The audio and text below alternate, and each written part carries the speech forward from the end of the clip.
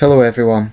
This video is focusing really on the war in Afghanistan, the ongoing war in Afghanistan, and if I run out of time I may make another video on this because obviously the time bandwidth is about 15 minutes on YouTube, and there's so many issues to look at with this particular conflict, this particular issue, that it may take more than 15 minutes. The first thing I'd like to do is say that this is a very complex situation from my perspective. Let's go back to 2001. First of all, I should say this conflict began in 1978. To give it a generic name, the Afghan Civil War. Afghanistan hasn't really had a moment of peace since 1978, the SAR Revolution, 77, 78. So it's, in that sense, it's one of the world's longest ongoing conflicts. A lot of people seem to think it began in 2001, but the truth is this has been long conflict, divided into different stages. It began with the SAR Revolution, then the Soviet invasion of Afghanistan, then the Afghan Civil War, then the Taliban regime in power from 1996 to 2001, with anti-Taliban forces fighting against them, and then the US intervention, US and international intervention from 2001 onwards. In this particular video I'll go focus specifically on the conflict from 2001 onwards, because that's the one that really is in the media spotlight at the moment. First of all, just to make my position clear, I'm loosely in favour of the intervention. I say loosely because I really don't think there's any easy answers here, but when I look at both options, I think the decision to intervene outweighs the argument not to intervene. Now, let's go back to 2001. The very important factor there is that a very large proportion of the international community supported intervention in Afghanistan following the attacks of 9/11. This is a very important point. These are just some of the statistics I'm looking at online. 75% support in the UK. Well, you could say that's not surprising. The UK is an American ally. But just to quote some other countries, France 67%, Switzerland 87%, the Czech Republic 64%, Lithuania 83%, Panama 80%, Mexico 94%. That was support in all those countries for intervention. Even countries that were against intervention, it wasn't exactly a convincing majority. For example, China, which isn't exactly an American ally, 52% were against the intervention. Now that means 48% were either for or uncertain. South Korea 50%, well that's 50-50. Spain 52%. The highest from what I see is 77% were in Argentina opposed intervention. But you know, these statistics have changed. Opinion was divided on intervention, but the United Nations as one body gave a majority support for intervention in Afghanistan. Again, just to quote some statistics, let's see here.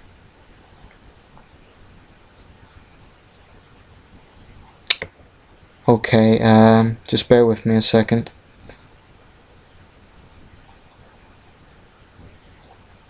Okay, I can't, I'm just looking at statistics. I can't quote these off the, or just off the, I'll put those in the comments because I'm just looking it up and it's taking too much time to look it up whilst but I will put those in the little captions and provide sources. But basically what I'd like to talk about is instinctively my feelings about this conflict. I really don't think there's any easy answers to this. Right now, there is a lot of anti-war sentiment, basically widespread anti-war sentiment in the UK, in the US, certainly in other coalition countries, very high in European coalition countries. And that's very understandable, that anti-war sentiment, because a lot of coalition troops have been killed and injured. And this year we've seen a rise of so-called green on blue attacks, that is, Afghan troops who are supposedly allies with the coalition, killing coalition troops. Whether they've been infiltrated by the Taliban, I don't know. It's anyone's guess, really. But clearly that's a cause for alarm. There's also certainly war fatigue. This thing's been dragging on now for 11 years. And a lot of people would say, well, where's been the progress? What I would say about that is, from my perspective, the media tends to only focus on the negative. They'll focus on suicide bombings, they'll focus on the violence, and that, without a doubt, exists. I mean, the last 48 hours have been very bloody. There was a Taliban attack at a wedding party, 17 people decapitated. A NATO airstrike killed a lot of insurgents, but it also killed 8 civilians. And there's been other attacks, a number of coalition troops killed. Altogether, over the last 48 hours, there's been quite a lot of people killed. So clearly, it's still a very violent place. But I do strongly debate this notion that Afghanistan today is in as worse a position, or worse than it was before 2001. Now, I think a lot of people have a very short memory here. Let's just get things into perspective, exactly what Afghanistan was like in the period from 1996 to 2001, the so-called Emirate of Afghanistan under the Taliban regime. This really was an unthinkable theocracy. If a man grew his beard, he would be hanged, or if he grew his beard in the wrong way, he would be hanged. Women were effectively slaves. There used to be the infamous public executions, stonings of women in the Ghazi Stadium. Playing of music was banned, dancing was banned. Being perceived in any way to be un-Islamic would be banned. This really was a hellish theocracy. I think people tend to forget this because, in terms of actual conflict, that period was relatively stable. There was a counterinsurgency against the Taliban at that time, but it was, in terms of the overall Afghan civil war, it was possibly the most peaceful period. But the price of that peace was a hellish theocracy. And it does frustrate me when people have this very naive notion that my instinct is that people see war and they react emotionally to images of war. Now, that's understandable, and there's no way in this video I'm going to lecture any Afghan who will have seen things that I haven't seen. I'm not on the ground. I can't say I really understand war, so I'm not going to patronise any Afghan or any soldier or anyone who has experienced this firsthand. But if you have any concept of international affairs, you'll have some idea of what the Taliban regime was like. Now, there's parts of Afghanistan today where the Taliban do have some influence and where they have shown what they're capable of. For example, they've committed acid attacks on girls' schools. They have intimidated locals. So it's naive to say the Taliban have been defeated. They clearly haven't. In the immediate years following the intervention, so 2002, 2003, that was a period where the Taliban really were weakened. But from about 2007 onwards, we've had this counter-Taliban insurgency, and they have gained a lot of strength. So the conflict at this stage does seem to be a sort of stagnation. The coalition will occasionally make advances, and then the Taliban will make advances. So the situation really is quite messy at the moment, but I don't accept that there's been no progress. There have been a lot of schools opened up that would have been unthinkable during the Taliban era. Women have stood as candidates, political candidates. Again, that would have been unthinkable during the Taliban era. And in areas where NATO and coalition troops have had the main influence, have basically taken control over those areas, there has been increased focus on rebuilding, building bridges, building schools, providing infrastructure to local areas, and I don't think the media covers that anywhere near as much as it should.